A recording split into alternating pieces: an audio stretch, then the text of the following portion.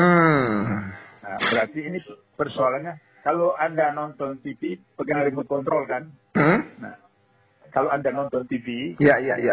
di rumah pakai remote control kan? Betul. Jadi, channel 3, channel apa, pindah-pindah seperti begitu. Oke. Jadi, oleh karena itu, maka persoalan tinggal di remote control. Nah, remote control itu ada di tangan siapa? Nah, jadi kalau memang janji presiden harus fair, transparan, ya udah. Remote control kan ada tangan sama dia kan? Presiden. Dia perintahkan, iya. Dia Oh. perintahkan Kapolri.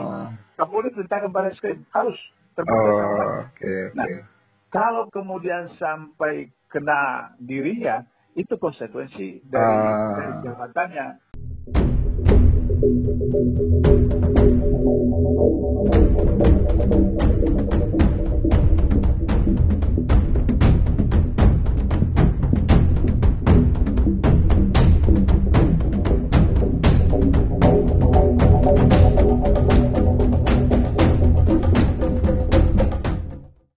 Bismillahirrahmanirrahim. Assalamualaikum warahmatullahi wabarakatuh. Saudara, dengan saya lagi Edi Mulyadi dari Forum News Network FNN.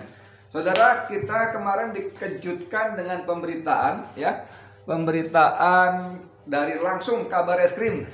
Kabar Eskrim Polri Jenderal Agus yang menyatakan bahwa 1 dari 3 polisi tersangka penembak 6 laskar FPI tewas dalam kecelakaan. Cuman ketika saya baca berita itu dari beberapa portal berita, Jenderal Agus sama sekali tidak menjelaskan di mana peristiwanya, siapa yang kecelakaan, bagaimana kronologisnya, naik motor, naik mobil, nabrak, ditabrak, atau ngantuk, jatuh, ngusruk, nggak ada penjelasan sama sekali. Cuman publik disuguhi berita bahwa yang bersangkutan tewas kecelakaan. Dan seperti biasa, orang pun memberikan tanggapan-tanggapan yang beraneka macam. Kan salah satu yang paling menyolok adalah sebagian netizen berkomentar lewat platform-platform media sosial mengatakan bahwa ini adalah efek mubahalah. Anda masih ingat beberapa waktu lalu keluarga korban 6 laskar yang difasilitasi oleh TP3, tim pengawal peristiwa pembunuhan 6 laskar, itu menyelenggarakan mubahalah, mengundang Kapolda Fadil Imron, mengundang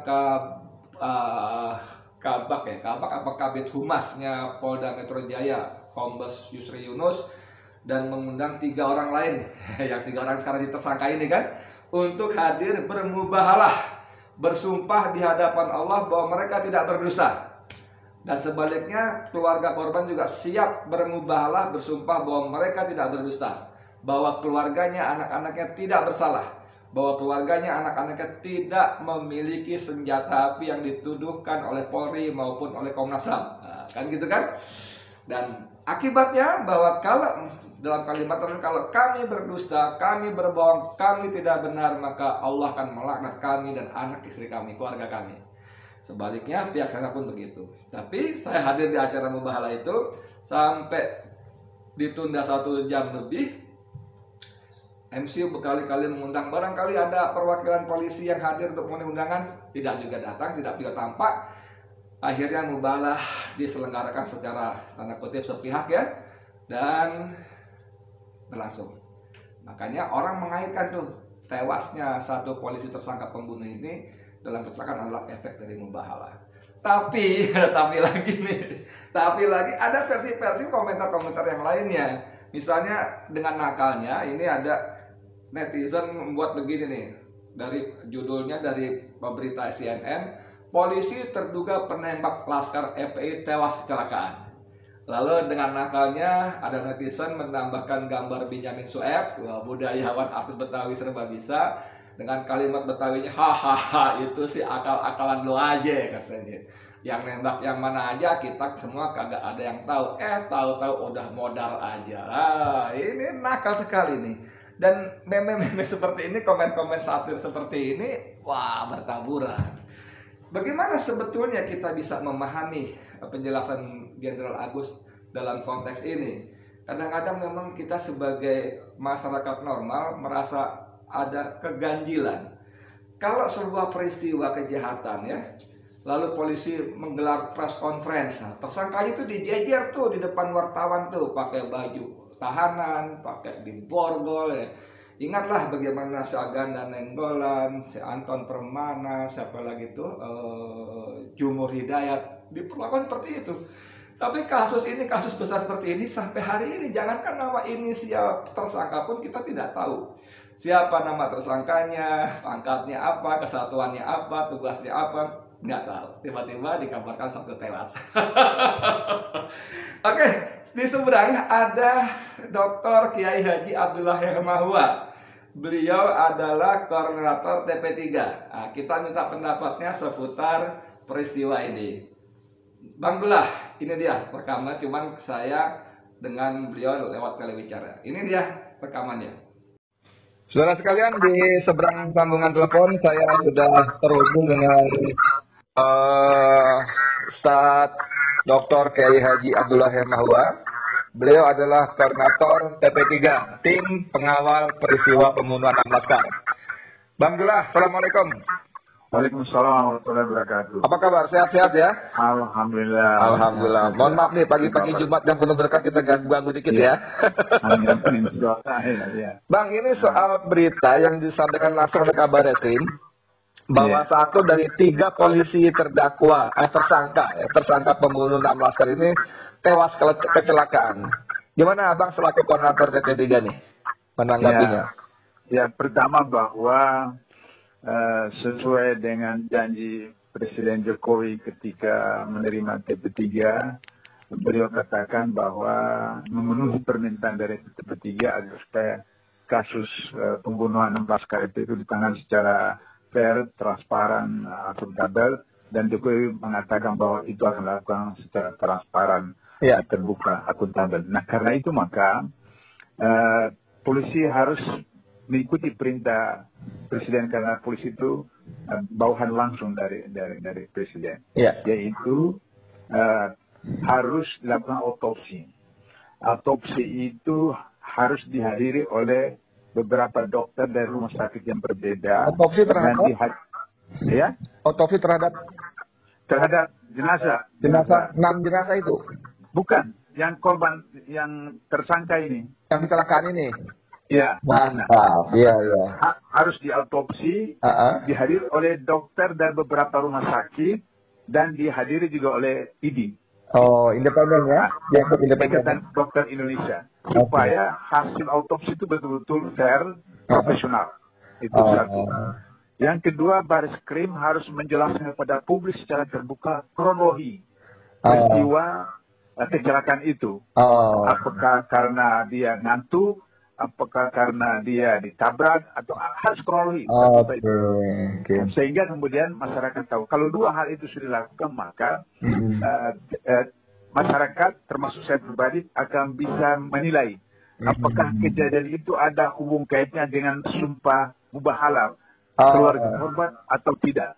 Sebab kalau misalnya dia normal saja, tiba-tiba kemudian terjadi kecelakaan itu, bisa saja kemudian kita kaitkan itu berarti Allah mengabulkan dari sumpah mubahalah itu.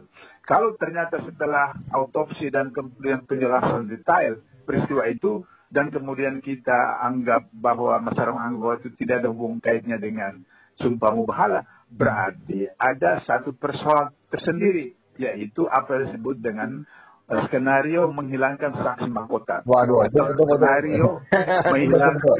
Sampai sini stop dulu Bang Dullah. Mohon maaf, stop dulu. Jangan dulu. Nanti kita akan ke situ sebentar ya. Bang, sebelum masuk ke saksi mahkota dan sebagainya tadi, pertanyaan Abang tentang 2 hal yang harus polisi lakukan itu kan saya membacanya, menerjemahkannya sebagai tanda kutip ya. Mohon maaf kalau saya keliru, tolong dikoreksi. Itu rasa tidak percaya Bang Dullah dan TP3 terhadap kabar meninggal kecelakaannya satu tersangka polisi ini. Apa begitu, emang nggak percaya sehingga harus polisi begini tadi? Benar, begini, ini normal sekali. Normal sekali kalau ada mayat ditemukan di mana, itu kan dibawa ke rumah sakit. Itu normal saja, itu profesional, itu profesional. Mayat di mana saja ditemukan, dibawa ke rumah sakit, kemudian diautopsi, ini meninggal karena apa, karena tabrakan, ada racun, ada kubur. Itu aja saja, sehingga standar saja ya. Standar ya, bukan karena tidak percaya polisi ya. Bukan, itu standar. SOP-nya seperti begitu. Nah, Baru yang kedua juga, yang tadi juga standar. Polisi harus menjelaskan detail kronologinya seperti itu. Naik motor, naik mobil, tabrakan, tabrak, ngantuk, jatuh gitu ya. Apakah ngantuk, apakah narkoba atau apalah seperti itu, sehingga masyarakat akan menilai. Jadi misalnya saja dia normal, sehat, terus kemudian dia jalan pakai mobil atau apa, tiba-tiba misalnya dia tabrakan atau apa. Maka dalam ilmu psikologi bahwa dia ini sebenarnya normal, nyetir, tapi pikirannya tidak di situ. Pikirannya pada peristiwa kilometer 50 misalnya. Berarti itu ada kaitannya dengan sumpah mubahalah. Sumpah mubahalah seperti itu. Nah, kalau tidak, maka kemudian yang ketiga tadi saya katakan ada skenario. Oke, stop. Jangan dulu, stop dulu. Saya masuk yang kesulitan. Yang pertama kedua dulu. Yang pertama kedua ini. Jadi gini Bang, kan memang tuntutan Polri harus menjelaskan siapa, gimana, bagaimana. Itu kan menjadi sesuatu yang sangat sulit. Kenapa? Karena sampai hari ini itu kan polisi belum pernah menjelaskan siapa terdakwa, tersangka itu, siapa namanya, pangkatnya apa, perannya apa, kan tidak pernah. Tidak seperti yang biasa dilakukan polisi, menyebutkan nama, bahkan menjejer gitu kan depan wartawan, orang-orang dengan pakaian warna oranye, dengan tangan di bawah para tersangkanya itu. Kan para kasus ini kan tidak pernah disebut boros-boros, ada dan seperti itu, nama dan pangkatnya pun tidak pernah disebutkan kan? Iya, jadi kan mereka bisa pakai inisial. Nah, mereka pakai inisial, sehingga misalnya apa, AHA misalnya. AHA orang baca, AHA. Kemudian dia naik mobil bersama istrinya. SD, siapa? Pakai apa namanya? Kalau nama identitas itu bisa inisial. Sehingga begitu, maka kemudian kronologinya itu bisa dijelaskan tanpa mengorbankan harga diri istri atau anaknya seperti itu. Itu enggak apa-apa, itu biasa kan? Inisial, pakai inisial. Seperti itu. Soal identitas saja, apakah saya juga tidak pernah merasa ada satu ganjil karena polisi tetap tidak pernah mengumumkan inisial sekalipun para tersangka itu sampai sebelum mereka tewas sekalipun itu. Apakah ketiga nggak merasa ada keganjilan, keanehan gitu? Itu memang aneh. Kenapa? Karena yang pelakunya aparat, yang dianiaya itu orangnya HRS. Kalau keadaannya terbalik, misalnya pasti, orang HRS yang membunuh pasti dahsyat itu otomatis Edi Mulyadi, mantan sekretaris GNPF seperti itu. Itu. Nah, tapi ini karena terbalik, maka kemudian seperti itu. Dan itu juga menunjukkan tentang tidak profesional, satu, yang kedua tidak fair di dalam proses penanganan perkara UHAP seperti itu. Hanya contoh, netizen itu mengomentari berita ini dengan macam-macam. Ada yang bikin meme, ada berita judulnya dari CNN, polisi terduga penembak laskar FPI tewas kecelakaan. Lalu dikasih gambar Benyamin Sueb, haha, itu sih akal-akalan lo aja. Terus ada lagi kalimat yang nembak yang mana aja kita semua karena pada yang tahu nggak modal aja. Nakal-nakal netizen kita ini. Oke. Satu, kita sekarang masuk ke babak yang ketiga. Abang bilang tadi ada upaya penghilangan saksi mahkota. Itu gimana ceritanya itu kalau gitu? Kalau Anda masih ingat zaman Orde Baru berapa tahun yang lalu, itu aur kuning, saya lupa lagi. Ada perempuan yang di sum kuning. Sum kuning. Kan di penjara sampai sekian tahun kan? Ternyata terbukti bahwa dia bukan pembunuh, bukan dia. Nah, jadi ini persoalannya. Sehingga saya punya pengalaman sebagai wartawan di Makassar dulu, di Kolaka, Sulawesi Tenggara. Itu seseorang dipenjarakan, kemudian pengadilan, dan saya datang ke sana menyamar atau segala. Saya bisa membuktikan bahwa dia adalah korban. Dia bukan pembunuh yang sebenarnya seperti itu. Nah, jadi kasus ini bisa seperti katakanlah kasus Novel Baswedan kan? Kasus Novel Baswedan. Itu mata kirinya buta, mata kanannya tinggal 30%. Pakai alat. Nah, kemudian di dalam persidangan itu baik dari polisi maupun sampai kejaksaan mengatakan bahwa pelaku itu tidak punya niat jahat. Kalimat itu akhirnya logika apa yang mau digunakan orang dari rumah atau dari mana bawa air rasa datang ke masjid sudah itu disiram, itu tidak berniat jahat. Itu logika hukum dari mana seperti itu kan? Nah, sehingga kemudian dijatuhi hukuman oleh hakim setahun dan setahun setengah penjara. Nah, saya duga hakim itu punya nurani, tahu bahwa mereka ini sebenarnya korban. Sehingga dijatuhi hukuman di bawah 2 tahun. Karena undang-undang ASN kalau 2 tahun ke atas dipecat dari polisi kan. Nah, saya berharap bahwa kasus kilometer 50 ini tidak mengulangi pola. Sebab cepat atau lambat itu akan terbongkar juga. Katakanlah 10 tahun, 20 tahun dan bagaimanapun rezim berganti akan terbongkar juga kan. Kasihan institusi polisi. Tapi di tengah gini Bang Dula, di tengah tingkat kepercayaan publik terhadap polisi yang sudah begitu rendahnya, apa masih layak? Boleh kita berharap seperti itu, tapi profesional dan fairness tadi.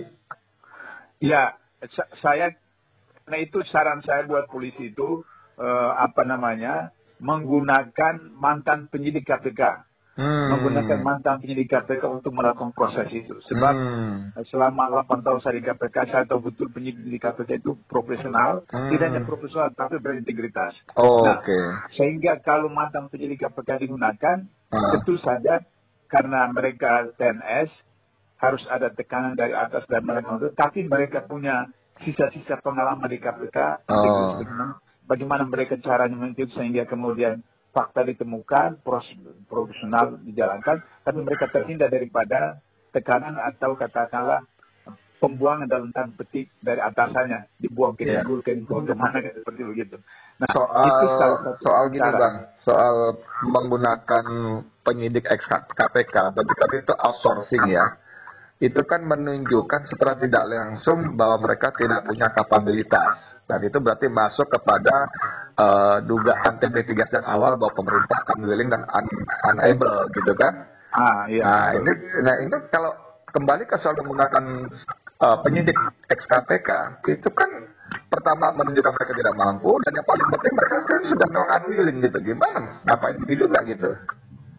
Ya, artinya misalnya kan sekarang ini kita lihat Kapolri yang baru ini sepertinya menunjukkan bahwa dia profesional kan. Contoh misalnya sekarang itu ada tilang tilang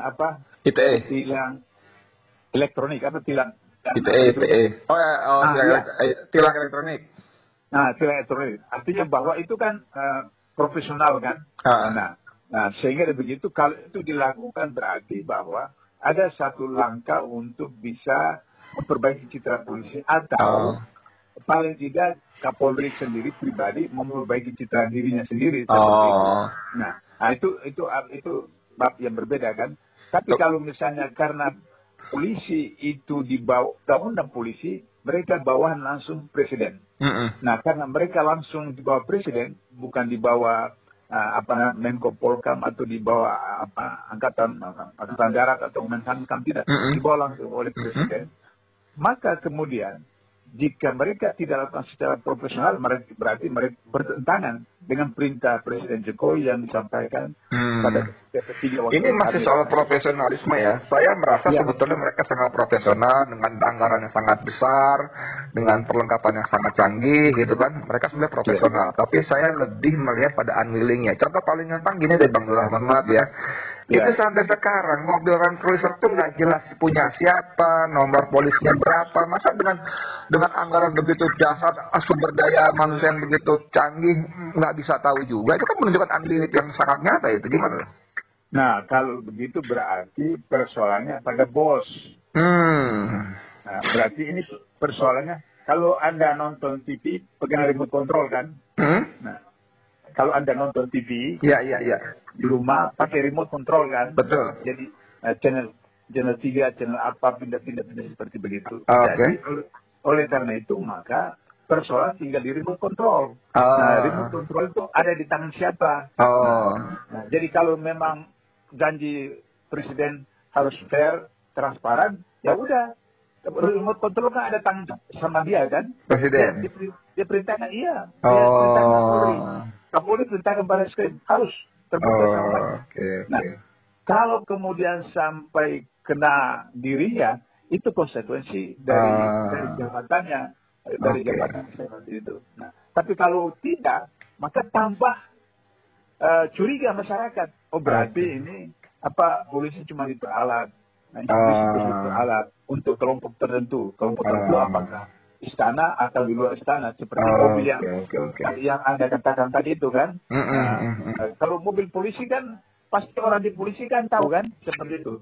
Nah, tapi kalau bukan mobil polisi, masa orang Baris Krim nggak bisa kan samsat itu kan ada data-data mobil kan, seperti itu.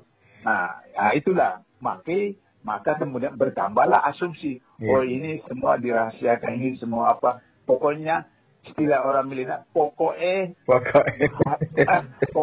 HRS harus dipenjarakan. Pokoknya seperti itu. Untuk pemegang remote control itu yang memutuskan ya. Remote control, pemilik remote control. Memang sih kalau secara alur secara tur komando, Kapolri kan di bawah presiden. Artinya kalau presiden sudah memerintahkan harus transparan dan proporsional serta fair, ya dilaksanakan. Kalau ternyata polisi tidak melakukan, berarti diam-diam ada perintah lain kan gitu juga ya. Mana berarti kan polisi tidak melakukan perintah presiden kan ya? Kecuali ada perintah lain ya. Diam-diam. Kalau betul. Artinya bahwa ada komando lain yang kemudian bisa saja itu. Ente dulu pernah baca cerita Koping Ho nggak? Oh, masih baca. Bukan dulu, masih baca. Iya, saya dulu mahasiswa itu harus setiap hari berjilid-jilid itu. Saya masih baca. Oh, masih baca juga? Masih. Sekarang saya masih di Jodoh Raja Wali, seri episode 4, seri buku ke-29. Waduh, sekarang ini masih berlangsung. Saya waktu mahasiswa saja, saya baca itu. Nah, saya pelajari itu, kemudian pelajari pemerintah sekarang itu seperti cerita Koping Ho. Gitu. Artinya bahwa suhu itu, suhu guru silat itu punya acara undang dari mana jago-jago silat seluruh Tiongkok. Kemudian apakah itu teman, apakah lawan, itu dijamu sesuai dengan SOP upacara resmi. Sudah itu sudah bubar, masing-masing pulang. Tahu-tahu kemudian di jalan itu disergap. Nah, itu cerita Koping Ho itu. Iya. Ini cerita Koping Ho sedang diterapkan seperti itu, sehingga dengan begitu maka kalau tidak berlaku cerita Koping Ho, maka Kapolri, Kapolda itu dipecat. Oke. Jadi akhirnya tetap semua berujung dari siapa si pemegang remote control itu ya. Betul. Oke. Jangan-jangan ini pun bagian cerita tewasnya kecelakaan itu pun bagian dari alur cerita yang diterapkan pemegang remote control ya. Makanya itu tadi saya ketika persoalan ketiga itu, nah ini apakah ada skenario kan? Iya. Untuk menghilangkan saksi mahkota itu ya. Jejak, mengaburi dan seterusnya. Oke, Mas, sebagai penutup, apa harapan dari DP3 dari peristiwa ini? Yang pertama, demi NKRI, demi pelaksanaan Undang-Undang 45 dan Pancasila, maka kemudian semua pihak mari bersama-sama bergandengan tangan menegakkan hukum, menegakkan keadilan di bidang politik, di bidang hukum, di bidang ekonomi. Salah satunya adalah bagaimana agar supaya kasus penembakan dan penganiayaan 6 orang rasa FP di kilometer 57 Desember tahun 2020 dilaksanakan sejujur-jujurnya, transparan, akuntabel, sehingga kemudian negara bisa berdamai lagi antara pemerintah dengan masyarakat, bangsa. Seperti itu. Kalimatnya sehingga negara bisa berdamai lagi. Wah, berarti ini semua tidak damai dengan masyarakat dan rakyatnya. Oke, mengerikan sekali. Makasih banyak Bang Dula, jazakallah khair ya. Oke, saudara sekalian, berikut tadi dengan Ketua Koordinator DP3 Kiai Haji Dr. Abdullah Yahya. Saudara sekalian, demikian tadi obrolan dengan Bang Dullah. Sampai pada kesimpulan memang dia katakan ini ujung-ujungnya siapa pemegang remote controlnya. Remote control. Dia mengendalikan, yang menyuruh segala macam. Karena dalam penjelasan tadi secara struktur Polri memang di bawah presiden. Kalau presiden sudah memerintahkan diusut secara profesional, transparan, dan fair, adil, maka secara logika kita mustahil Kapolri dan jajarannya berani tidak profesional, berani tidak transparan, berani tidak fair dalam mengusut tuntasnya pembunuhan 6 laskar anggota FPI ini.